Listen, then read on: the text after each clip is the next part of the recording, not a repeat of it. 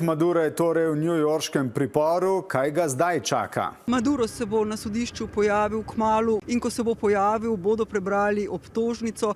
Glavne obtožbe proti njemu so narkoterorizem in tihotapljanje kokaina. Na to naj bi vse do sojenja ostal v priporu v Brooklynu in sojenje se še ne bo začelo tako kmalu, najverjetneje vsaj še nekaj mesecev ali pa celo kakšno leto ne in bo v New Yorku ali pa morda v Miamiju, kot je tudi napovedal Donald Trump. Ob tem pa je zanimivo tudi to, da je bil na sodišču v New Yorku nedavno obsojen tudi nekdanji predsednik Hondurasa Hernandez. Obtožbe so bile zelo podobne tem, s katerimi se sooča Maduro, torej tihotapljanje kokaina. Toda predsednik Trump se je v njegovem primeru odločil za dramatično drugačen pristop. Nedavno je Hernandeza pomilostil, saj trdi, da je bil žrtev nepravičnih obtožb Bidenove administracije.